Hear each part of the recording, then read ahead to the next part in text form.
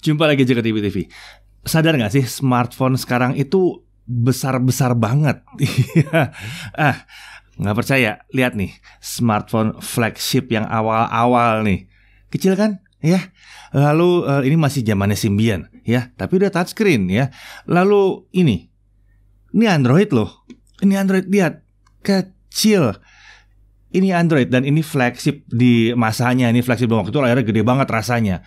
Tapi coba kalian lihat smartphone zaman sekarang. Nah, nih ya, nih, lihat, bandingkan ukurannya. Aduh, jauh banget. Jauh banget. Apalagi mau dibandingin sama yang ini. Aduh, smartphone sekarang ini besar-besar banget. Ya, ada gak sih di antara kalian yang merasa capek dengan smartphone besar ini? Pasti ada dong yang berharap bahwa smartphone flagship hari gini bisa dibuat lebih ringkas, terutama buat yang Android ya. Nah, ini ada yang namanya Zenfone 8. Ini adalah flagship terbaru dari Asus yang ukurannya relatif lebih kecil ya, bisa lihat tuh ya. Dia relatif lebih kecil ukurannya. Ya, relatif lebih kecil dibanding smartphone standar untuk flagship hari gini di tahun 2021 ini. Tapi dia kecil, super kencang dan canggih. Dan yang paling penting adalah, ada yang mau bilang katanya yang smartphone yang itu, yang dari Jepang itu. Udahlah, itu udah limbah Jepang itu nggak usah dibahas lah. Udah second, ilegal, nggak ada garansi, udah lupain aja. Yang ini ya, Zenfone 8 ini akan hadir di Indonesia secara resmi.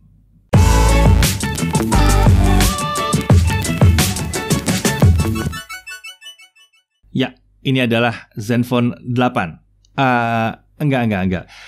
Kalau kemarin Zenfone dengan satu angka itu berarti pasti ada flipnya gitu ya. Sekarang udah enggak. Zenfone 8 yang kelas flagshipnya justru dibuat yang kecil mungil seperti ini. Jadi yang versi flip itu ada lagi yang besar, tapi itu bukan versi paling atasnya. Versi paling atasnya menurut Asus adalah yang ini ya. The Ultimate Compact Android Phone kalau katanya Asus. Smartphone ini didesain khusus oleh Asus untuk mengakomodasi kebutuhan pengguna yang ingin smartphone yang ringkas tanpa kompromi dalam performanya ya. Menurut Asus saat ini itu tidak ada smartphone Android di pasaran yang menawarkan hal tersebut. Karena itu sesuai dengan tagline-nya Defy Ordinary ya, itu Asus mencoba untuk menawarkan sebuah smartphone yang kencang tapi kecil, ringkas gitu ya. Nah, Zenfone 8 ini disebutkan Asus merupakan wujud dari miniaturnya ROG Phone dengan desain Zenfone. Oke, kalau bicara desain dari bodi belakangnya ini 3D curve dengan anti-glare frosted glass finish. Ya, frame Zenfone 8 ini dari aluminium dengan warna yang matte. Desainnya disebut Asus membuat unit smartphone ini jadi nyaman untuk dipegang. Dimensinya 148 x 68,5 x 8,9 mm saja. Memang bukan yang paling tipis, tapi dia compact ya. Nah, dimensi ini membuatnya mudah digunakan dengan satu tangan dan mudah dimasukkan ke dalam kantong. Ini merupakan fokus dari desain smartphone ini. Ya, biasanya kan rata-rata lebar itu ada di sekitar 70-an mili. Itu udah kecil. Yang ini harus di bawah 70 mili atau sekitar 6,85 cm ini ya. Bobotnya juga ringan banget. Biasanya smartphone yang ringan itu kita bilang di 170 gram, ini 169 gram. Untuk opsi warna itu ada dua, ada Obsidian Black sama ada Horizon Silver. Menariknya karena diposisikan di kelas flagship, Zenfone 8 ini dilengkapi dengan sertifikasi IP68. Jadi bisa dicelup ke dalam air. Dan tahan debu juga tentunya. Oke, kita lihat lagi di sisi kanan ada tombol power atau smart key dengan warna cyan di sini ya, dan ada tombol volume juga. Di sisi atas itu ada mikrofon dan ada audio jack 3,5 mm. Lalu di sisi ntar dulu. Iya, ada audio jacknya. Benar. Ini adalah smartphone flagship yang masih punya audio jack. Iya. Ya, di sisi kiri kita lihat itu kosong. Di sisi bawah ada SIM tray, ini pakai dual nano SIM ya. Lalu ada mikrofon dan ada USB Type-C dan ada LED notification serta speaker. Ya, sayangnya memang tidak ada slot untuk micro SD di sini. Sisi depan kita bisa lihat ini adalah layar 5,9 inci dengan rasio 20:9. Oke, kalau rasio 16:9, 5,9 inci itu besar. Tapi karena rasionya 20:9, 5,9 inci itu kecil. Menurut Asus, layar ini adalah Samsung E4 AMOLED. Cuma melihat dari detailnya ya, ini sepertinya adalah EVOR Dynamic AMOLED. Untuk refresh rate-nya 120 Hz dengan 240 Hz touch sampling rate. Response time-nya 1 milisecond standar AMOLED, emang begitu ya. Maksimum brightness-nya 1100 nits outdoor ya. Sementara untuk normalnya di kisaran 800 nits. Color gamutnya 151,9% sRGB atau 112% DCI-P3. Lebih banyak daripada DCI-P3. Delta E-nya atau akurasi warnanya kurang dari 1, tinggi banget. HDR10+. Nah, ini salah satu yang membuat kita bilang, ini harusnya dynamic ya. Dynamic AMOLED. Kemudian untuk perlindungannya dia menggunakan Corning Gorilla Glass Victus ya, 2 kali lebih tahan anti gores daripada Gorilla Glass 6. Lalu dia sudah punya SGS Eye Care dan SGS Seamless Pro di 120 Hz juga. Dia punya fitur DC dimming, always on display, refresh rate switcher bisa 60, 90, 120 Hz dan auto juga. Earpiece-nya juga berfungsi sebagai speaker nih ya, earpiece sebagai speaker juga. Jadi 2 speaker stereo.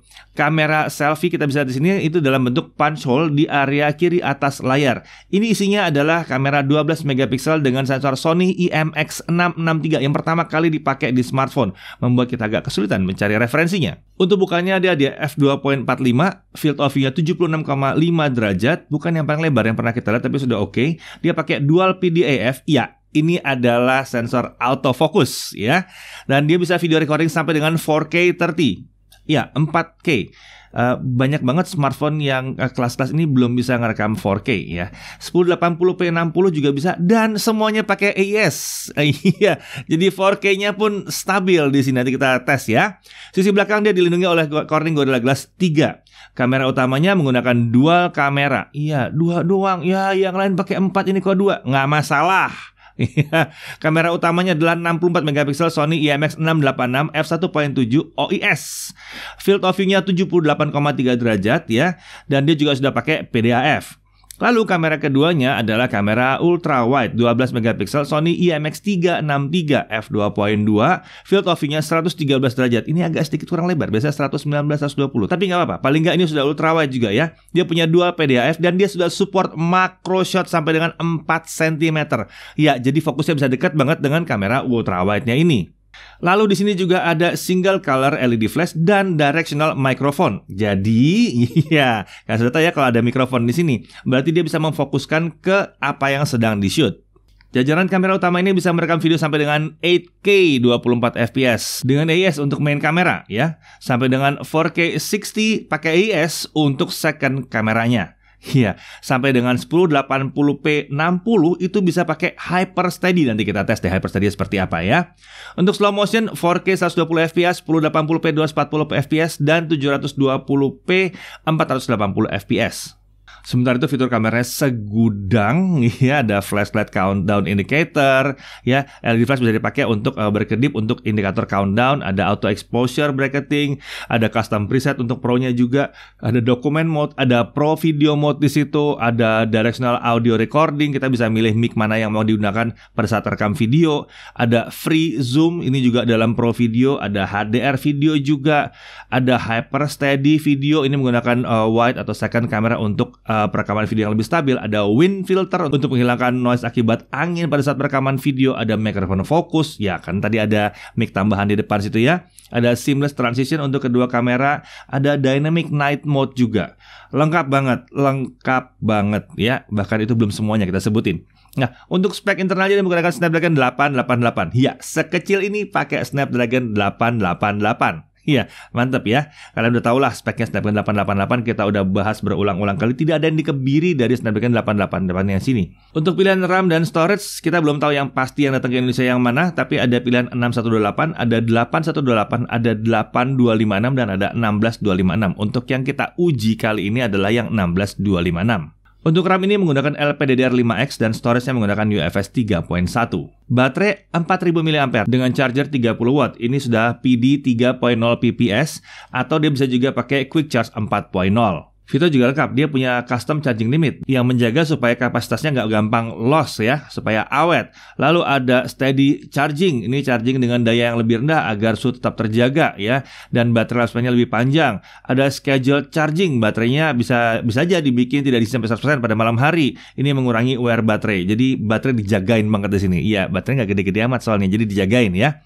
Opsi baterai mode ini juga bisa dipilih sesuai dengan kebutuhan penggunaan ya. Opsi yang tersedia adalah high performance, ada dynamic, ini mode standarnya dynamic, ada durable, ada ultra durable, dan ada advance. Ini yang membuat kita bisa mengatur sendiri preset dari performa si Zenfone 8 ini. Luar biasa, Asus banget dah ini. Untuk audio, Asus janjinya katanya ini adalah impressive audio experience. Dia pakai dual super linear speaker with direct HD sound.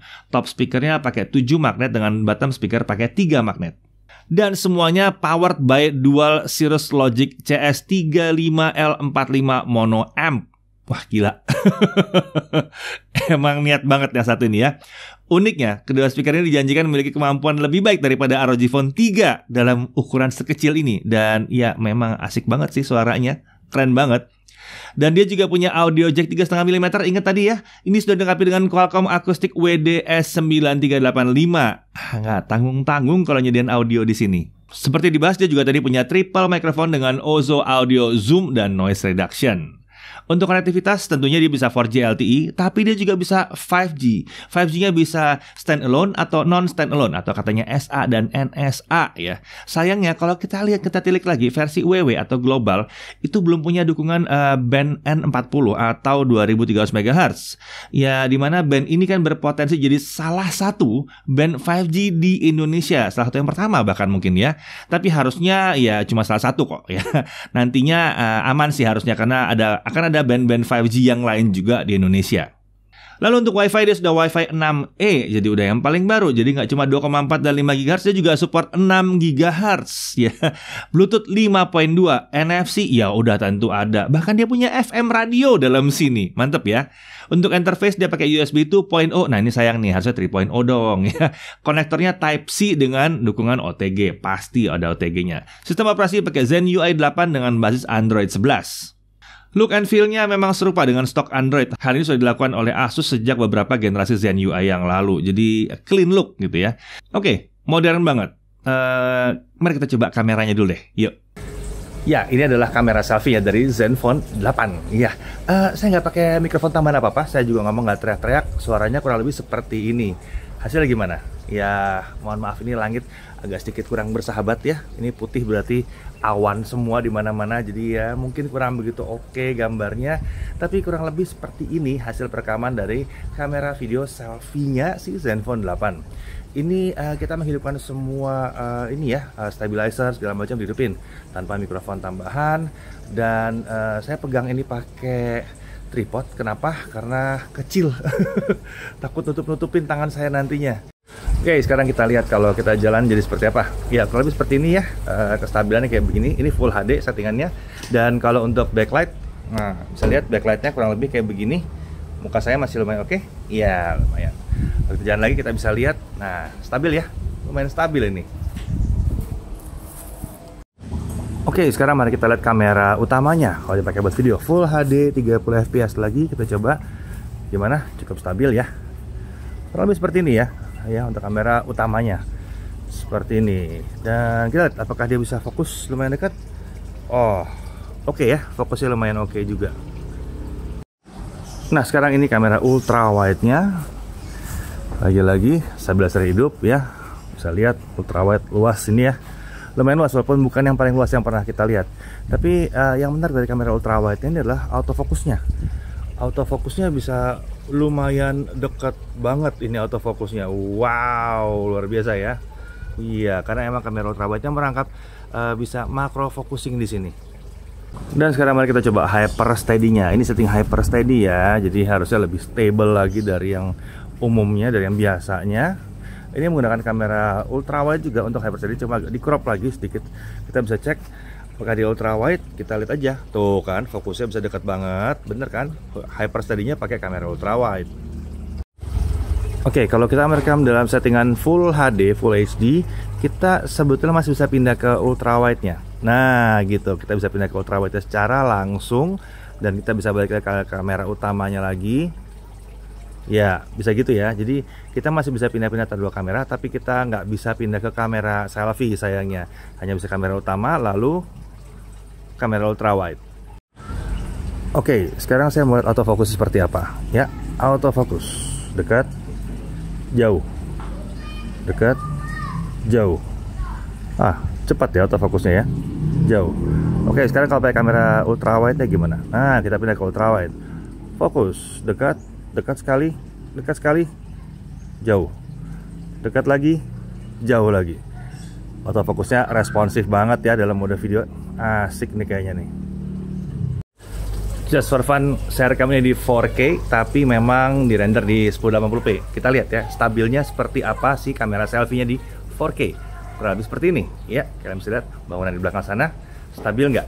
Ya, kurang lebih kayak begini jadinya ya. Nah, ini 4K 60 fps dengan kamera utamanya. Ya, stabilizer tetap hidup juga, bisa hidup ya. Nggak ada masalah di sini. Bisa lihat detailnya seperti apa kurang lebih. Ya, warna-warnanya oke ya. Sayangnya memang langit lagi agak mendung, jadi mungkin kurang cemerlang warna-warnanya. Tapi sejauh ini oke banget nih. Dan sensor yang lumayan besar ini bisa bikin sedikit bokeh di belakang situ ya. Asik nih. Oke, ini 4K 60 fps ultrawide. Iya, kamera ultrawide-nya bisa 4K 60 fps juga. Dan ya kestabilan seperti apa ya kalian lihat. Kayak gini kestabilannya. Kita nggak bisa pakai hyper steady, tapi stabilizernya masih tetap aktif. Yakin ini ultrawide? Yakin banget ini ultrawide. Lihat fokusnya bisa deket gitu. Nah, kalau soal performance ya, berhubung unit yang dipinjamkan Asus Indonesia ini belum menggunakan software versi final, ya, kami memilih untuk tidak menguji lebih dalam lagi performanya. Begitu juga dengan pengujian kamera yang tidak kami teruskan lebih detail lagi karena emang belum final softwarenya. Jadi kita nunggu aja ya. Nah, tapi paling nggak kalau sisi performance, Asus tuh menjanjikan bahwa skor Antutunya tuh cukup tinggi. Di presentasi mereka disebut skornya mencapai 727.000. Apakah ini bisa mencapai segitu? Tapi yang jelas nanti setelah kami memperoleh update yang sama dengan yang akan hadir di Indonesia, update firmware sama, atau bahkan mungkin unit lokalnya yang kita bisa pegang, pastinya kita akan review lebih lengkap, lebih detail lagi, membahas menu lebih lanjut lagi, detail pengujian juga akan lebih intensif, dan pastinya pengujian performa akan lebih dalam dan lebih lengkap ya. Untuk sementara waktu, mari kita nantikan saja dulu kehadirannya ke Indonesia. Seharusnya setelah ROG Phone 5 ya, dia hadirnya ya, nggak lama-lama lagi ya, kan HP gaming satu tuh udah duluan diperkenalkan. Oh ya, mengenai harga, karena diumumkan secara global pakai euro, kami nggak berani main langsung konversi ke Indonesia. Kenapa? Karena di Eropa pajaknya tinggi banget.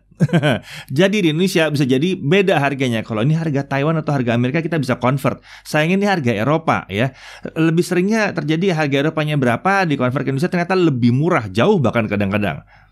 Nah, jadi menurut kalian gimana? Smartphone flagship berperforma tinggi yang mungil seperti ini apakah menarik? Apakah kameranya terlihat sederhana, nggak perlu banyak-banyakan jumlah ini ya, membuatnya jadi kurang menarik dibanding yang lain? Atau mungkin kalian mau nunggu hasil tes kami yang lebih detail dulu? Yang jelas ya, berdasarkan preview ini, kami merasakan potensi Zenfone 8 ini sangat-sangat besar. Baru pakai beberapa hari aja rasanya udah nyaman, karena performanya yang premium dan ukurannya yang mungil.